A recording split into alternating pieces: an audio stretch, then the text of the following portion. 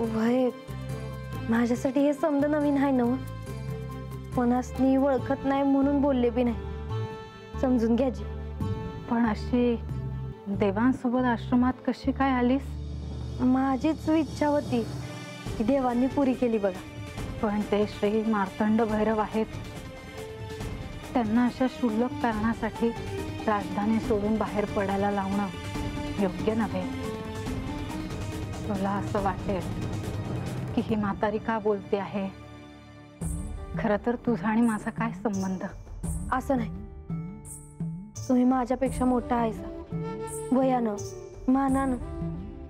तुम्हासनी अधिकार आहे मला बोलायचा आणि मला राग नाही आला.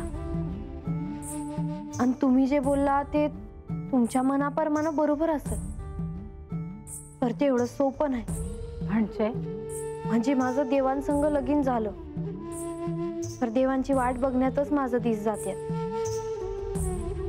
म्हणून माझी इच्छा होती का आम्ही दोघांनी कुठंतरी बाहेर जावं, जिथं कोणी बी ओळखीचं नसेल. 4 दिवस सुखानं घालवता येत.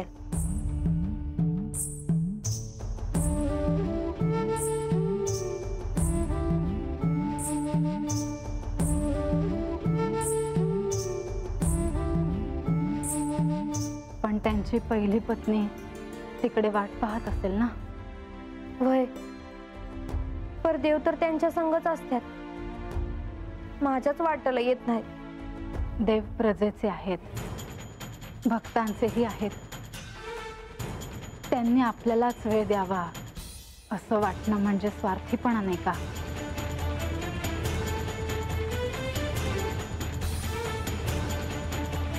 काही बोलली नाहीस? राग आला वाटतं तुला? अहो नाही, तसं नाही.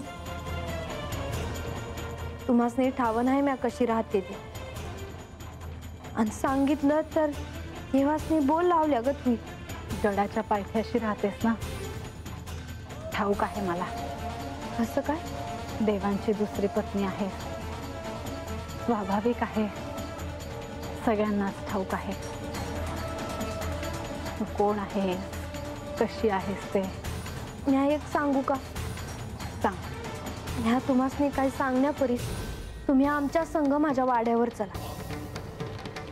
आम्ही निघू तेव्हा संघ चला. आम्ही माझ्या संघ माझ्या वाड्यात राहा, म्हणजे तुम्हासनी कळल ही बानू कशी आहे ती. असं ऐक्यू गोष्टीवरून ही बानू नाही कळायची. एक खरं आहे, तू स्वतःचं म्हणणं खरं करतेस. असं कशापायी बोलताय सजी? मी जे बोलते आहे त्याला खूप खोल कारण आहेत. हे असं वरवरचं नाही. मला तुला समजून घेण्यासाठी तुझ्या वाड्यात राहायला ह्याची आवश्यकता नाही. तुम्ही माझ्यावर रागवलं आहे का? मी कशाला रागवू? मी तुझी सोबत आहे.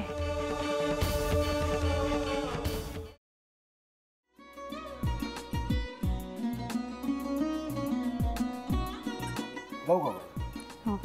असाच लावू ना?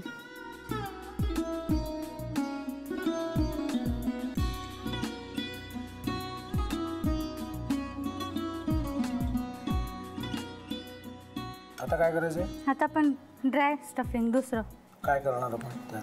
आपण ह्याच्यात मेयोनीज न टाकता बाकीचे सगळे साहित्य टाकायचे. अच्छा, हे सगळं.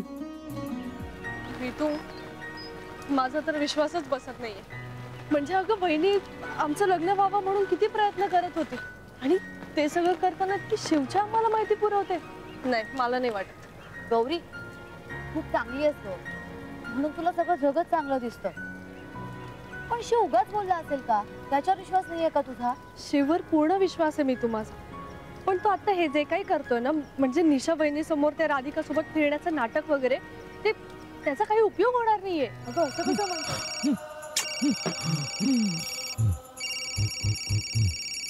अगं नीलिमा, जतीन भाईंचा कॉल आहे. हो माहितीये. रिसीव कर ना. अगं बघ, कट झाला. आता तू रिसीव केला नाहीस म्हणून ते मला करतील. अब पुन्हा आला बघ, घे बघू. हे एक ना एक दिवस घडणारच होतं. आता मला कळलं तुम्ही 2 दिवस झाले काय सांगत होता ते. बनू हे संकेत असतात आणि हे ठरवून येत नसतात.